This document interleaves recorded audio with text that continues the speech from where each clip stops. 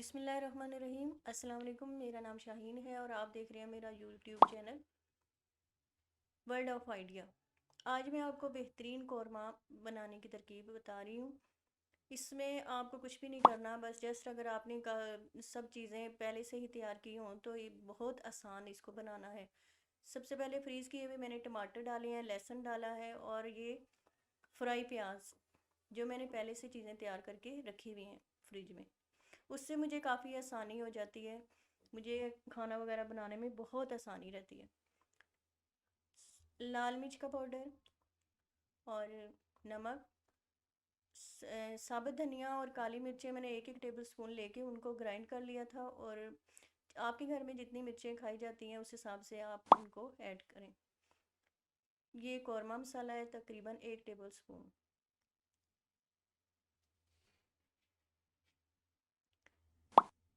हरी मिर्चों का पेस्ट बना के मैंने फ्रीज़ किया हुआ है और इस तरह मैंने 2 क्यूब्स डाल दिए हैं। दही 1 कप लेके अच्छी तरह उसको बीट करें और फिर उसको भी शामिल कर दें। ये कौरमा इंतहाई लजीज और मज़ेदार और जूसी बनेगा और जो इसकी बोटियां हैं उसके अंदर तक इसका जायका जाएगा। अब हमने एक लेमन लेना है और उसको काट के निचोड़ लेना है।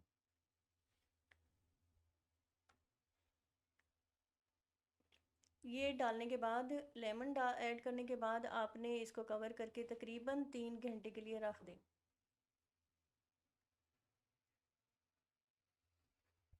ये जितना जल्दी ज़्यादा मैरिनेट होगा उतना इसमें टेस्ट आएगा। अब आपने कुछ नहीं करना, बस इसको कवर करके रख देना है।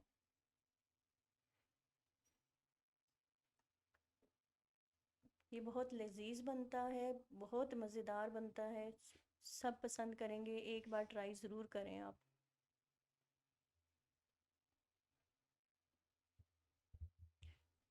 तकरीबन 3 घंटे के लिए आप इसको कवर करके रख दें। मिलते हैं 3 घंटे के बाद। बीच में आप चलाती रहें। अब देखें, मैं इसको मिक्स करूँगी। मुझे काफ़ी टाइम हो गया इसको मैरिनेट किए हुए, ये पानी वगैरह इसने खुद ही छोड़ दिया है। ये देखें, फ्रीज़ करना तो टमाटर कैसे फ्रीज़ किए जाते हैं, लहसुन कैसे फ्रीज़ किया जाता है, ये सभी सिखा रहे हैं, लेकिन मैंने कहा मैं आपको इसका इस्तेमाल करने का बेहतरीन तरीका बताती हूँ, जिस तरह मैं इसको इस्तेमाल करती हूँ। अब हमने कुछ नहीं करना, बस इसको अच्छे तरीके से मिक्स करना है। मिक्स करने के बाद हमने इसको बिल्कुल लाइट मीडियम फ्लेम पे, बिल्कुल हल्की आंच पे हमने ना इसको चढ़ा देना है।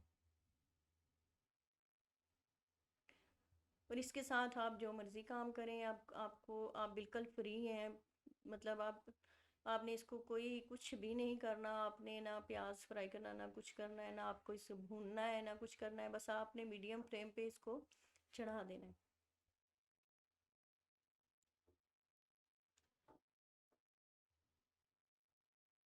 अच्छी तरह मिक्स करती जाएं। जब अच्छी तरह ये मिक्स हो जाए तो फिर आपने इसको चूल्हे पे चढ़ा देना है।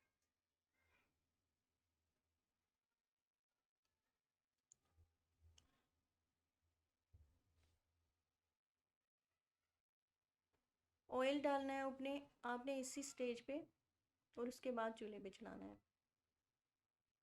तकरीबन 1 कप से थोड़ा सा कम।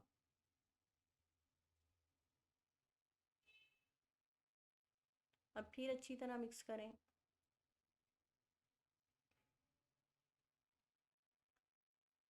हल्की आंच पे खाना पका हुआ ज़्यादा लजीज और ज़्यादा मज़ेदार होता है। आप एक बार इसको ट्राई करके देखें,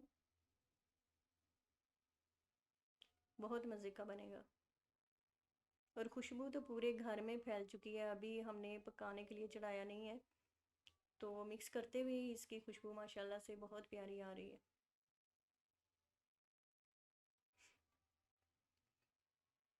ये अब दोबारा मैंने पहले एक बार मिक्स करके दोबारा फिर मैंने इसको थोड़ी देर के लिए रख दिया था। और अब फाइनली ये तैयार हो चुका है चूल्हे पे चढ़ाने के लिए। जितना ज़्यादा आप इसे मैरिनेट, बल्कि इसको रात को अगर मैरिनेट करके रख दें 3 घंटे बाहर और 3 घंटे फिर उसके बाद फ्रिज में रख दें और सुबह बनाएं तो बहुत और ज़्यादा लजीज बनेगा। इसको आप बिल्कुल मीडियम आंच पे आपने चढ़ा देना है, बिल्कुल स्लो आंच पे।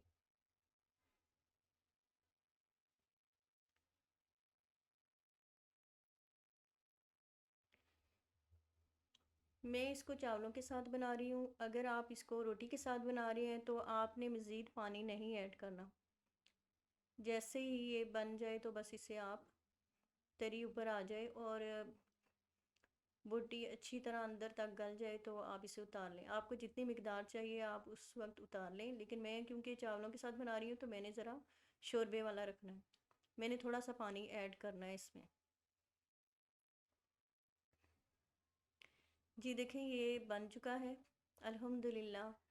बहुत ही मज़ेदार, बहुत ही शानदार, ना कोई मेहनत, ना कोई इसमें कोई ज़्यादा मेहनत करनी पड़ी है, बल्कि एक साइड पे मैं चावल बनाती रही और ये आराम से ये पकता रहा है। मैंने इसमें थोड़ा सा पानी शामिल कर किया है, लेकिन आप अगर रोटी के साथ बना रहे हैं तो इसमें पानी शामिल ना करें। ये अपने ही पानी में गल जाएगा और बहुत मज़े का बनेगा।